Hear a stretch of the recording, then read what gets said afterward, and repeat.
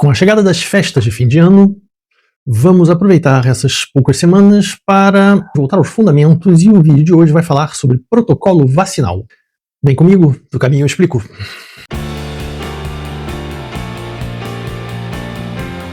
Olá pessoas, eu sou Maurício, veterinário, no meu canal Amigo dos Bichos, e hoje nós vamos falar dos fundamentos do protocolo vacinal aplicável aos cachorrinhos. Muito já se falou sobre vacinas, inclusive nesse canal. Nós falamos sobre uma comparação sobre vacinas nacionais e importadas, nesse vídeo, cujo card está passando aqui em cima. Nós também falamos sobre mitos e lendas em torno da vacinação, nesse card aqui, que é o link para esse vídeo. Hoje nós vamos falar sobre o protocolo mesmo de vacinação, protocolo esse que varia um pouco segundo o veterinário e tem uma tendência a evoluir ao longo do tempo. Eu estudei muito esses protocolos e tudo que roda em torno do tema vacinação desde sempre. Quando eu era estudante, eu tinha uma mania de pegar na lata do lixo as bulas que não vêm com cada vacina, mas vêm com grupos de vacinas que são comprados pelas clínicas, e são verdadeiros livrinhos. E é muito interessante quando a gente consagra um pouco de tempo a ler o que está escrito lá. Depois, na minha vida profissional também, os protocolos de vacinação eram de suma importância, especialmente quando eu trabalhava com outros veterinários, e às vezes mesmo em oposição a outros veterinários, quando eu trabalhava na Petland, multinacional francesa, onde eu era diretor técnico, e alguns veterinários que reclamavam do protocolo de vacinação que era escolhido, entre outros, como o melhor para ser aplicado em filhotes que têm um alto risco, em vista do fato de estarem juntos com outros filhotes de procedências diversas. Quando você olha a bula das diferentes vacinas, em todo caso, acho que eu pude estudar, você percebe que um protocolo de vacinação mais denso e mais complexo é pedido na medida em que existem riscos aumentados, o que não é o caso de uma criação simples, uma criação de ordem familiar, de dimensão familiar, ou animais que não veem, muito frequentemente, animais externos. Em todo caso, um protocolo de vacinação clássica deve levar em conta o fato de que o colostro, que é absorvido pelos filhotes nas primeiras horas de vida, de uma forma um pouco mais subjetiva, falar do primeiro ou dos primeiros dias de vida, esse colostro confere uma imunização ativa, anticorpos que já estão lá, que não foram criados pelo cachorro, mas foram conferidos pelo leite da mãe, e que ficam presentes até o desmame. Em verdade, segundo a doença, os anticorpos têm uma longevidade variada. Os anticorpos contra a parvovirose, por exemplo, são mais longevos do que os anticorpos contra a sinomose. Bom saber. Então, o protocolo de vacinação do filhote deve começar no momento do desmame do filhote. Calcula-se, a título de referência, a data de 45 dias. 50 dias, não existe problema. Então, 45 a 60 dias, a primeira dose. As doses seguintes devem ser conferidas após tempo suficiente para que a primeira dose faça o seu efeito, criando aquela famosa cascata de imunização que leva à produção pelo próprio filhote dos anticorpos, que são os deles contra essas doenças contra as quais eles foram vacinados. Então, calcule-se esse período de cerca de 3 semanas. Se houver um pequeno atraso e a segunda dose for dada um mês depois, não é muito grave. Em casos de problemas de contaminação gravíssima, é preconizada mesmo uma vacinação a cada semana, mas evidentemente os resultados não são tão bons quanto o protocolo de base. Um problema é que não se pode esperar. Nos anos 80, no final dos anos 80, quando eu fui diplomado, e antes disso, quando eu era estudante, os antigos criadores devem se lembrar disso, preconizava-se uma vacinação, uma prima vacinação entre 45 e 60 dias e uma revacinação um mês depois, após o que o cachorro era considerado vacinado contra essas doenças. E depois, revacinação a cada ano, junto com a raiva. Pequeno detalhe da raiva, abro um parêntese, a vacinação contra a raiva deve ser feita entre os 4 e 6 meses, não antes dos 4 meses, pois é uma vacina que, embora muito segura e com resultados muito bons, em animais muito jovens pode causar pequenos problemas ou grandes problemas de desmielinização.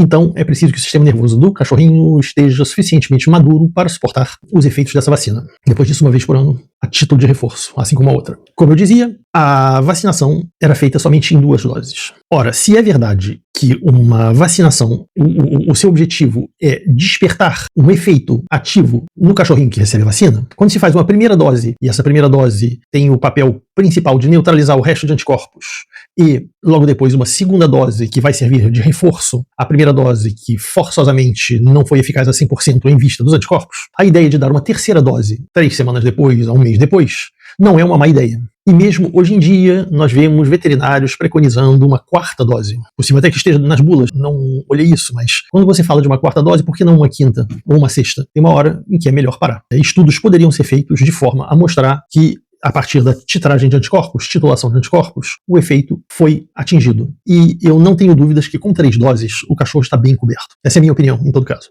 É preciso se dizer ainda, quando se pergunta o que é melhor, a V8, a V10, a V12, a diferença entre a V8, 10 e 12 são as quantidades de cepas de leptospirose. Então são vacinas contra a leptospirose, que é uma bactéria, e sendo uma bactéria, o resultado vacinal não é ideal, nunca é ideal. Vacinar contra um vírus, a performance é muito melhor, porque o vírus é um organismo muito simples, enquanto a bactéria é um organismo complexo. E essa complexidade rende a performance da vacina com um alcance muito menor. Aliás, preconiza-se em casos sérios de problemas de leptospirose na área, cães que têm acesso a roedores o tempo todo e tudo isso, preconiza-se 2 vacinações contra a leptospirose por ano, a cada 6 meses. Mas eu dizia que a V8 possui 2 valências contra a leptospirose, enquanto a V10 possui 4 e a V12 possui 6. Essas valências a mais são representadas por cepas que não estão presentes no território nacional. Então, não é importante que se faça essa vacinação, até que se prove que as cepas estão aqui. É por isso que não há uma vantagem consequente na utilização dessas vacinas com valências suplementares. Existe ainda a possibilidade de vacinação contra a tosse dos canis, contra a giardiose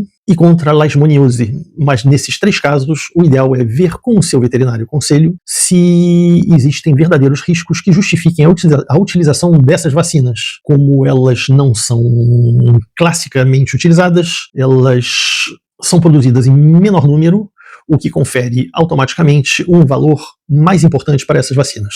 Então é muito interessante ver com o veterinário se é bom mesmo ou não vacinar contra essas doenças. A título de exemplo, a vacina contra a tosse dos canis seria especialmente preconizada para cães que vão sempre ao banho tosa ou cachorros que frequentam exposições. Enfim, e talvez seja a mensagem mais importante desse vídeo, é de suma importância que o cachorrinho que vai ser vacinado esteja em perfeita saúde, em perfeita harmonia com a sua saúde, em especial no que diz respeito às parasitoses, que sejam externas, pulgas, carrapatos e outras sarnas, mas também, e talvez mesmo principalmente, bem vermifugados. Essa vermifugação é importantíssima para que o cachorro tenha a resposta imunológica que se espera teoricamente. Eu me lembro de estudos na época do aparecimento da parvovirose, que apareceu no início dos anos 70, uma doença relativamente recente, diferentemente da sinomose, que existe desde sempre. Eu vou fazer um vídeo sobre essas viroses, um vídeo específico por cada uma dessas viroses também. Mas eu me lembro que estudos foram feitos em grupos de cães, alguns, um grupo vermifugado e muito bem vermifugado, e outro grupo não vermifugado, portador de vermes. E ao contato com a parvovirose, todos os animais parasitados morreram. Enquanto ao contato com a parvovirose, o grupo de animais muito bem vermifugados mostrou a doença de forma subclínica. Pequena diarreia, alguns tiveram vômito, outros não, e se livraram da doença sozinho ao final de pouquíssimos dias. Isso mostra a importância da vermifugação para que a vacinação faça realmente o seu efeito. E essa é a mensagem mais importante desse vídeo. Não esqueçam de deixar o like, eventualmente os seus comentários, que são preciosos, e se inscrever para que esse canal possa ser divulgado pelo YouTube para outras pessoas que têm o mesmo interesse que nós. E até breve, para um outro vídeo.